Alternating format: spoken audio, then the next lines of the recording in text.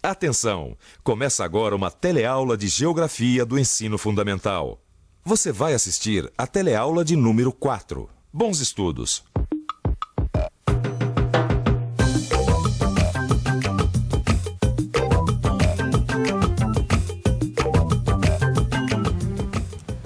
Por favor, cidadão, quando o senhor tem que ir para algum lugar, o senhor dá preferência para o caminho mais curto?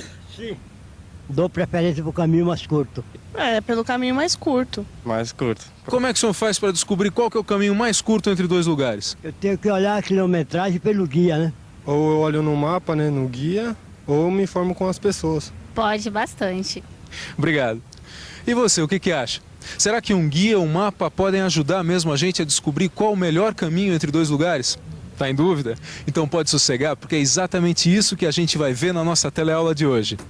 Hoje você vai conhecer um pouco mais sobre mapas, esse instrumento de representação dos lugares. Vai aprender o que é escala e como ela serve para avaliar corretamente a distância entre dois lugares. Eu ainda não decidi qual o caminho mais curto, mas uma coisa eu tenho certeza. O melhor caminho para você aprender mais sobre os mapas é seguir com muita atenção a nossa teleaula de hoje. Vamos nessa?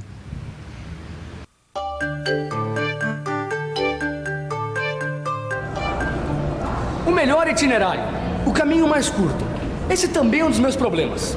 Eu já consigo encontrar no guia qualquer rua com a maior facilidade, mas eu ainda tenho uma dúvida. Qual o caminho mais curto entre dois lugares?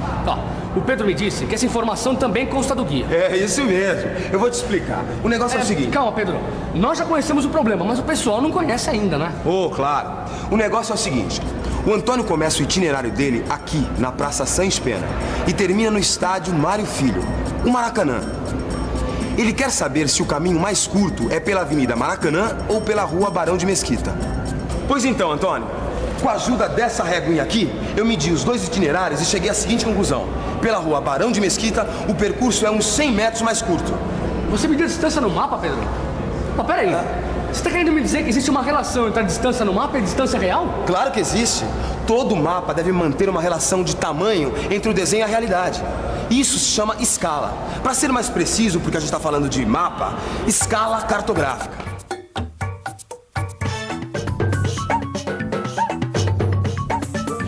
Escala, linha graduada dividida em partes iguais, que indica a relação das dimensões e distâncias marcadas sobre um plano com as dimensões ou distâncias reais. Cartográfica, relativo a mapas. A escala cartográfica é um dos elementos básicos do mapa. Você já pensou se a gente tivesse que representar todos os lugares no seu tamanho real? Não ia dar pé, não é mesmo? É graças à escala que a gente pode representar toda essa cidade, por exemplo, nesse papel que cabe no pequeno espaço da minha prancheta. E o mapa é uma ferramenta muito útil justamente porque você pode levar de um lado para o outro, para cima e para baixo, sem perder as informações que estão contidas nele. E isso só é possível porque todo mapa possui uma escala que mostra a proporção que existe entre o mundo real e a sua representação esquemática no papel. Um jeito bem fácil de entender esse negócio de escalas é a planta de uma casa. Quando um mestre de obras vai tocar uma construção, ele se baseia numa planta, que é um desenho feito pelo engenheiro ou pelo arquiteto. Como esse daqui, olha. E como é que o mestre de obras sabe quanto mede a frente, os fundos, qual é o tamanho dos cômodos dessa construção? Pela escala, horas. Olhando aqui só para essa planta, você sabe me dizer quais vão ser as dimensões da obra? Sim. Então me diz, por exemplo, quanto vai ter essa obra aqui de frente? 20 metros. 20 metros. E como é que você consegue descobrir esse valor?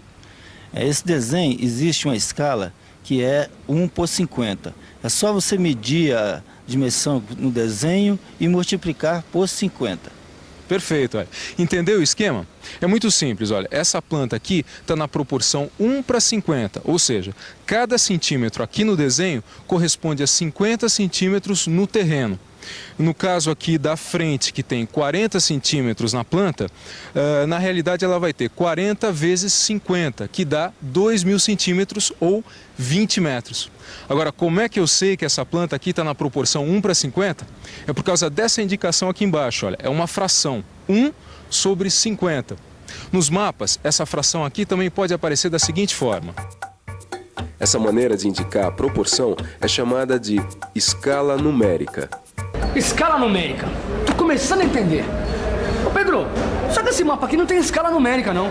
Será que é 1/50 também? Dá uma olhada pra mim. Pera aí. Ó, no caso do guia... Aqui, ó. A escala fica aqui, ó, antes dos mapas, tá? Veja só, então, escala numérica, 1/12.300. Quer dizer, cada unidade de medida vale 12.300 unidades de medida, na realidade. Tá, mas peraí. Que unidade de medida? É metro, centímetro, é polegada? O que é? Qualquer uma, entendeu? O que é importante é você manter a mesma proporção. Aqui eu usei centímetros, então o resultado foi em centímetros. É, mas essa unidade de distância medida em centímetros fica meio esquisito, né, Pedro? Mas aí é só você reduzir o valor para a medida mais adequada. Para as distâncias que a gente anda, o melhor é metros ou quilômetros.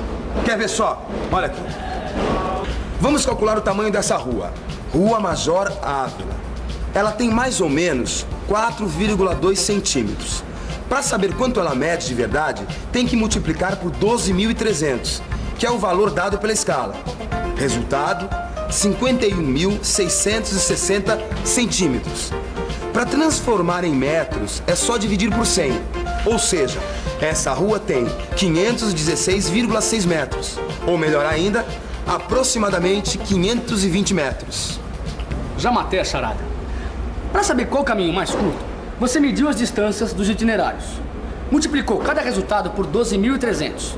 Transformou para metros e comparou. É isso? Não é uma barbada? O importante é você saber que a unidade de medida usada para medir a distância no mapa é a mesma unidade de medida que você vai obter quando você multiplicar pelo valor da escala numérica. Eu usei centímetros, então o resultado vai ser em centímetros. Mas aí, foi só dividir o valor por 100 para ter a distância em metros, que é mais adequada para medir as distâncias das nossas caminhadas, não é? Exatamente. Tem que ficar de olho nos números indicados pela escala numérica, para na hora de você fazer as contas, não misturar as unidades de medida. A escala desse mapa eu já gravei. É 1/12.300. Tá aí. Gostei dessa história de escala numérica. Pois então fique sabendo que existe outra maneira de você representar a proporção entre o desenho do mapa e o mundo real. É a escala gráfica. Essa linha reta aqui sob o mapa é uma escala gráfica.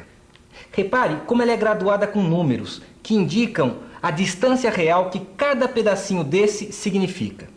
Ela é muito útil para a gente descobrir a distância em linha reta entre dois pontos. Quer ver? Vamos ver, por exemplo, a distância entre Macapá e Ferreira Gomes. Com o auxílio de uma tirinha de papel, a gente marca esses dois pontos que representam essa cidade. E aí colocamos ao lado da escala gráfica. Olha, aproximadamente 82 quilômetros. É claro que cada tipo de escala possui as suas vantagens e desvantagens. E um bom mapa como esse sempre possui as duas escalas, a escala numérica e a escala gráfica. Já sei. Você está querendo saber que escala é melhor para quê? É exatamente isso que a gente vai ver agora. Primeiro, a escala numérica. Como é de fácil padronização, ela é muito útil para fazer cálculos repetidos, como é o caso do tamanho das paredes de uma casa em uma planta de construção para descobrir o número de tijolos necessários. A escala numérica também serve para determinar a distância entre dois povoados ou a área de uma plantação que estão representadas em uma carta topográfica. Carta topográfica nada mais é do que um mapa detalhado dos lugares, com muitas informações sobre os municípios brasileiros. Esses mapas são feitos pelo Instituto Brasileiro de Geografia e Estatística, o IBGE, ou pelo Serviço Geográfico do Exército. Repare que essas cartas topográficas apresentam a escala gráfica. A vantagem dessa escala é que o mapa pode ser ampliado ou reduzido sem perder sua proporção com o mundo real. É fácil entender. Se o mapa for ampliado ou reduzido, a escala gráfica que está desenhada no mapa também é ampliada ou reduzida junto com ele. Mas nos dias de hoje, a grande estrela nessa história de elaborar mapas e calcular distâncias de áreas é o computador. Cada vez mais, os computadores são usados na elaboração de mapas e nas medições. É a chamada cartografia digital, que é a representação do mundo real através de seu desenho com programas especiais de computação. Ô Pedrão, curvímetro, planímetro, computador. Calma, Antônio. A gente só precisa de uma régua para calcular as distâncias que a gente precisa saber no nosso dia a dia. Você entendeu? Você não vai precisar usar esses instrumentos. Tá. Provavelmente vocês também não, mas informação nunca é demais. O principal é entender a importância dos mapas e a utilidade das escalas. E já que é tão importante fixar essas informações, por que a gente não faz uma revisão? Boa ideia! E atenção, se liga aí, que é hora da revisão. Na teleaula de hoje, você viu que a escala permite manter uma proporção entre o mundo real e sua representação no mapa, permitindo, assim, o cálculo de distâncias entre dois pontos de referência e de áreas dos lugares representados no mapa. Aprendeu que a escala pode ser apresentada de duas maneiras: a escala numérica e a escala gráfica. Ó, Pedro, a conversa tá muito boa, mas eu tenho que ir, viu? Apenas meus cálculos daqui até minha casa, a distância é de uns 20 quilômetros. Eu tô indo nessa também. Mas antes eu tenho uma dica. No seu livro de geografia, tem um trechinho do livro Menino de Engenho, do José Lins do Rego. E é interessante porque ele mostra como a gente usa a escala sem perceber. Vale a pena dar uma olhada. Eu também tenho uma dica. Dê uma boa olhada no seu livro de estudos e faça os exercícios. E até a próxima. Tchau. Tchau.